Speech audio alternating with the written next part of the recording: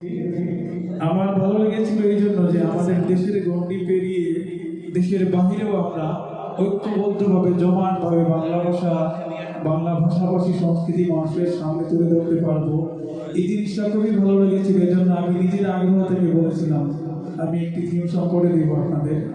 তো এই সংগঠনের সাথে শুরু থেকে নিয়ে আমার একটা আন্তরিক সম্পর্ক ছিল। ভাইয়েরা আমাকে অনেক মহব্বত করেন। আজকে তাদেরই 1 বছর পূর্তি, একটা বছর মোটামুটি কেটে ফেলা কিন্তু পেরিয়ে আসা কিন্তু সহজ কথা না।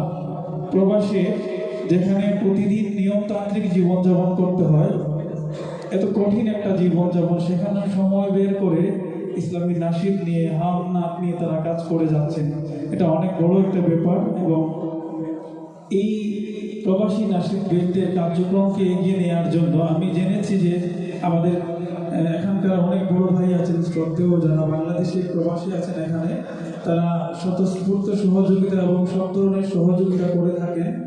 আমি তাদের প্রতি কৃতজ্ঞতা জানাচ্ছি যে আমাদের এখানে এসে বাংলা ভাষায় আওয়াজ দেওয়ার জন্য আপনারা আমাদেরকে যে স্পেসটি করে দিয়েছেন সেজন্য আপনাদের প্রতি কৃতজ্ঞতা। এবং আমি চাইবো যেন আপনারা এইভাবে আমাদের সাথে লেগে থাকবেন, ছায়ার মতো সহযোগিতা করবেন, পরামর্শ দিবেন। আমরা ইনশাআল্লাহ আপনাদেরকে সুন্দর একটি সাংস্কৃতিক সমাজ আপনাদেরকে দেওয়ার অঙ্গীকারবদ্ধ থাকবো ইনশাআল্লাহ।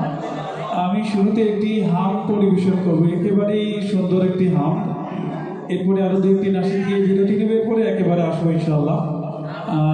আপনাদের যদি কারো পছন্দ থাকে আপনারা বলবেন। আমার কিন্তু অনেক লেখা শুরু করা নাশিদ আছে, সবগুলো মনে নেই। যেগুলো সাধারণত স্টেজে গাওয়া হয়, লোকজন বলে, সেগুলো গাইতে গাইতে দেখা গেছে যে এগুলোই বলা হয়। যাই হোক, একটি হাম দিয়ে বাড়ি তাহলে শোনাবো আপনাদের।